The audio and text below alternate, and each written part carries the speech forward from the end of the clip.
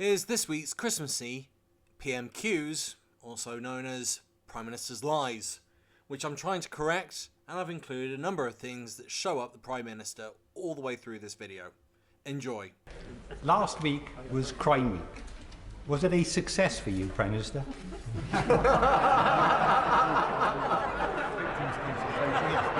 Yes. I'm very grateful to, and I thank him for his kind words. And yes, it was, Mr. Speaker, because last week we showed that we're not only the party that is putting in the resources to fight crime with 10,000 more police already recruited, but we are the party that is finally getting tough on the drugs gangs that blight the lives of children and communities up and down this country, and we won't tolerate middle-class drugs use anymore. Not to my knowledge. Have you snorted cocaine? I tried to, but You've tried to snort cocaine? Unsuccessfully a long time ago. Than any other kind of drug use, Mr. Speaker.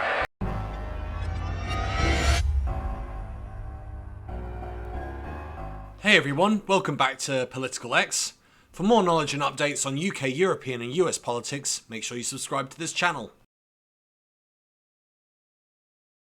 Mr. Speaker, there were 200,000 Omicron infections on Monday.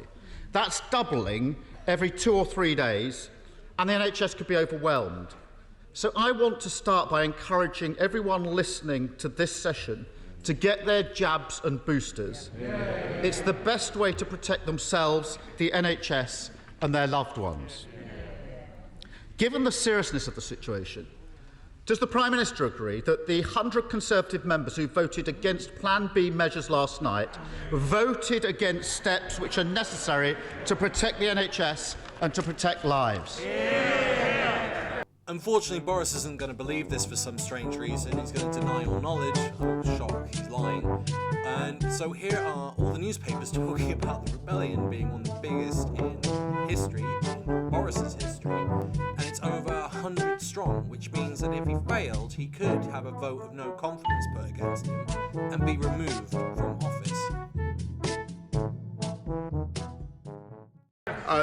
Thank you, Mr. Speaker. The government is taking a balanced and a proportionate approach to dealing with the pandemic, and the House voted through Plan B, I think, with Conservative votes, Mr. Speaker, and we will continue with the massive booster rollout to which he is a late convert. Since Friday, when I decided that we had to accelerate the booster programme in view of the data about Omicron, we've cut the timetable in half. Mr. Speaker, Monday was the biggest vaccination Monday in the history of this country, and yesterday was the second biggest vaccination achievement by the NHS ever. More than 500,000 jabs delivered, and the campaign continues to grow. I want to thank absolutely everybody involved. I want to thank all the British public for coming forward to get boosted now. Mr. Speaker, we all hope that combined with the booster programme, Plan B will be sufficient to prevent the NHS from being overwhelmed.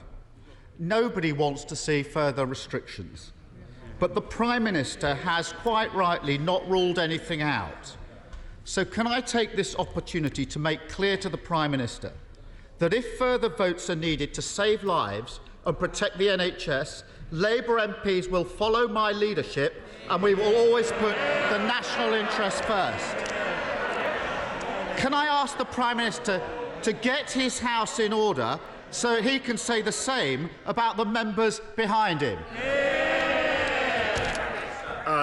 Yes, Mr. Speaker, if further measures are needed, as the House will understand, if further regulation is needed, of course this House will have a further say. As for following his leadership, Mr. Speaker, they wibbled-wobbled over Plan B, they wibble-wobbled over quarantine, and if we'd listened to him, Mr. Speaker, we wouldn't even have the vaccine rollout, because we would have remained in the European Medicines Agency. So here is a list of the EU countries that have vaccinated its population fully.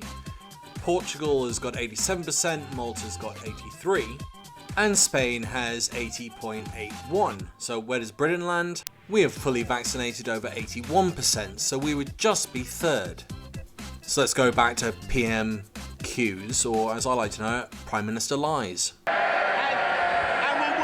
It's true, and we wouldn't have opened up on July the 19th, Mr. Speaker. We would have remained in lockdown. That's the reality, Mr. Speaker. Mr. Speaker, let me put that straight back in its box. The Labour Party showed the leadership yesterday that the Prime Minister lacked. Mr. Speaker, if it wasn't for Labour votes, his government wouldn't have been able to introduce vital health measures we need to save lives and protect the NHS. So weak is his leadership. His own MPs were wrong to vote against basic public health measures. But I can understand why they're angry with him. After all, the Health Secretary said this summer that relaxations of restrictions were irreversible. They weren't. Only last week, the government... Order. I've been tempted by both of you a little bit too much. Think it's Christmas. That's the only reason you're going to remain. Prime Minister. Keir Starmer. Mr. Speaker, only last week the government was saying Plan B measures were not required. They are. Just like the rail revolution for the North. No one will have to sell their homes for social care. Just like no tax rises. It's overpromise after overpromise until reality catches up. Does the Prime Minister understand why his own MPs no longer trust him? Mr. Speaker, there he goes again. He comes to this House pompously claiming that he wants to rise above party politics and support the efforts of the nation in delivering the vaccine rollout, and then he talks endlessly about party politics and plays political games. I think what the people of this country can see is as a result of what this government has done, with the decisions we've taken, the tough decisions that we've taken to deliver which he ducked, Mr. Speaker, to deliver the fastest vaccine rollout in Europe and now the fastest booster rollout. We now have, Mr. Speaker, the fastest growing economy in the G7. So it's an interesting statement from the Prime Minister suggesting that we're, leading the way in terms of the G7. However, I found this tweet earlier today saying Johnson took credit for delivering the fastest growing G7 economy.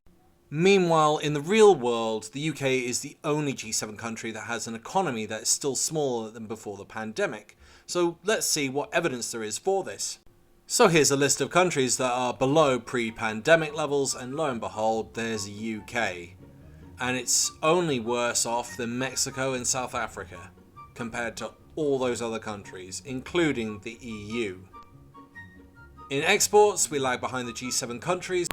Manufacturing export orders, new export orders, we're the only one in negative. We might have accelerated beyond everywhere else, but we're still lagging behind all the G7 in GDP growth total. And if that isn't a bad enough kick in the teeth, we hardly grew in the whole of October. And more jobs today, 500,000 more jobs today than there were when the pandemic began. Having all those vacancies is not a good thing. It means that we've got a large engine, but hardly any fuel to drive it. That is Conservative government in action, Mr. Speaker. We deliver, they complain. Mr. Speaker, the only person undermining public confidence is sitting right there. Here we have a poll from YouGov talking about trustworthiness of the Prime Minister. It starts at 45% don't trust him and 35% do. And it just slowly goes up in untrustworthiness, reaching a high of 61%, and trustworthiness down to a low of 21%. Here's the problem. His MPs are wrong to vote against basic public health measures, but they are not wrong to distrust him. Last week, the Conservative member for the Forest of Dean asked, why should people at home listening to the Prime Minister do things that people working in Downing Street are not prepared to do? Tory MP. The Conservative member for Shipley last week asked the Prime Minister, can he give me any reason at all why I shouldn't tell my constituents to treat these rules the same way that Downing Street treated these rules last year? Now, the Prime Minister's had a week to come up with a good answer. Has he done so? Mr. Speaker, the answer is very, very clear, and it's there in what the public are doing, Mr. Speaker, because they can see that the government is getting on with delivering on their priorities, not just on the. I am a Tory voter. I've been Conservative, but with the way it's going now, I'm left. Who am I going to vote for? I did vote for Conservative, but I'd never vote for him again. Atrocious. I believed Boris at the beginning, but I don't believe a word he says now. He's the biggest liar out of all of them. You like Boris Johnson? Bellend. He's an absolute bell tickle. He's off his trolleys, and I'm sorry, he's not doing it right. Pompous idiot. Economy, Mr. Speaker, but above all on delivering the fastest booster rollout in Europe. And he likes to. He's fond of these European comparisons, Mr. Speaker. But we've done almost double the percentage of any other European country. We've boosted 86% of the over 80s in this country, 91% of those aged 75 to 79. That is an astonishing achievement, and I think that is what the people of this country are focused on. But they weren't celebrating. No. They didn't have a party. They categorically deny any suggestions that they had a party. And this fictional party definitely didn't involve cheese and wine or a secret Santa. Evening, Prime Minister. Mr. Speaker, and rather than the partisan trivia that he continually raises, when frankly he has a case to answer himself. I think that's no, he hasn't come up with a good answer. For weeks now, he claims that no rules were broken. He claims he didn't know what was happening in his own house last Christmas. I don't believe him. His MPs don't believe him, and nor do the British public. He's taking the public for fools, and it's becoming dangerous, because from today, anyone who tests positive for coronavirus faces a second Christmas in isolation. It will be heartbreaking for families across the country. The message from the government has to be, we know that following the rules won't be easy this Christmas, but it is necessary. Can the Prime Minister not see that he has no hope of regaining the moral authority to deliver that difficult message if he cannot be straight with the British public about the rule breaking in Downing Street last Christmas? Mr. Speaker, I've repeatedly answered that question before, and as he knows, a report is being delivered to me by the Cabinet Secretary into exactly what went on. The whole object of internal security inquiries is to find no evidence. Government security inquiries are only used for killing press stories. They're to enable the Prime Minister to stand up in the House and say, we've held a full inquiry and there is no evidence to substantiate these charges. He might explain why there are pictures of him quaffing beer, Mr. Speaker. In a way, I mean, we haven't. I think what the British public want us all to do, frankly, and what they want us all to do is focus on the matter in hand and continue to deliver the vaccine rollout in the way that we are. And I think it is an absolutely fantastic thing that people are now coming forward in the way that we are, the way that they are. 45% of people over 18 have now had a vaccine, Mr. Speaker, and I thank our amazing staff. I thank the NHS. I thank all the GPs. I thank the GPs, and we are. Well, you blocked the investment in there. Mr. Speaker, they wouldn't vote for it. They wouldn't vote for investment in our NHS, Mr. Speaker. They wouldn't do it. I thank them for what they're doing. I can tell the House that we're now speeding things up by allowing people to avoid the 15-minute delay after they've been vaccinated, which I hope will encourage even more people to come forward. Mr. Speaker, the virus is spreading once again, and lives and livelihoods are at risk. The British public are looking for a Prime Minister with the trust and the authority to lead Britain through the crisis. Instead, we're burdened with the worst possible Prime Minister at the worst possible time. They're shouting now. Where were they in the lobby last night?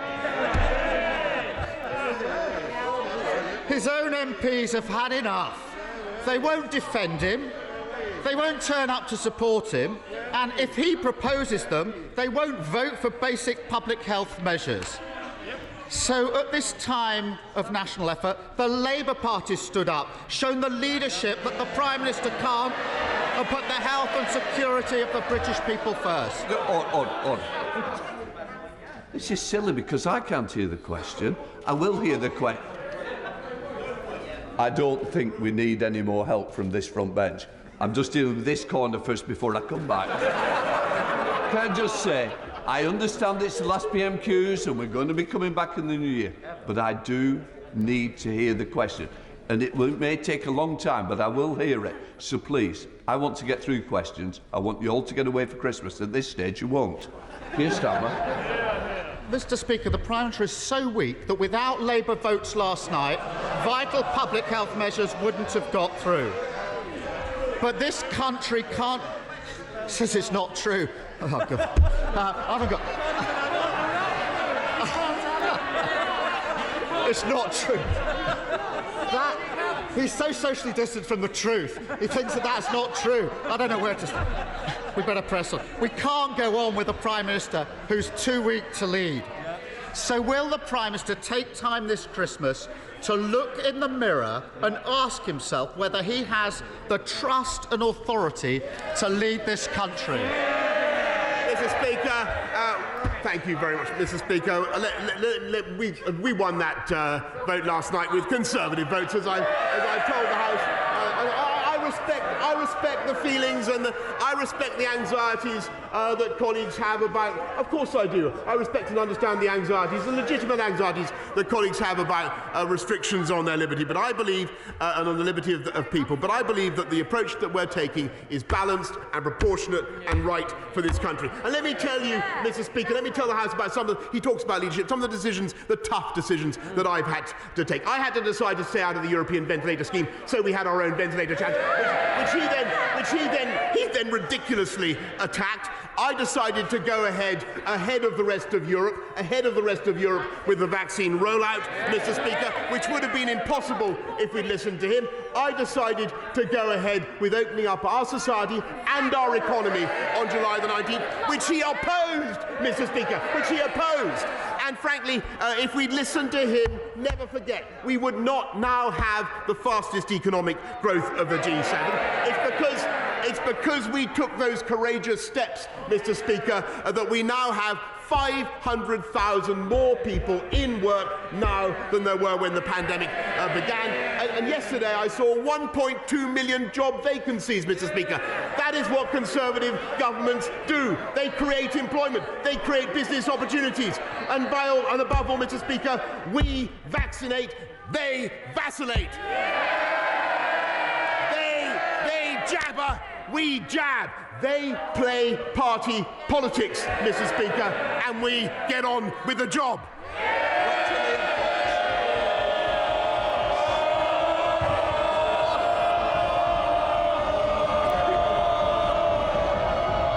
I'm amazed. I'm absolutely amazed that some of you wanted to catch my eye.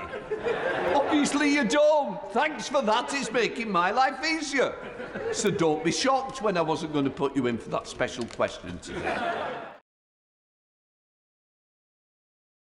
We now come to the leader of the SNP, Ian Blackford.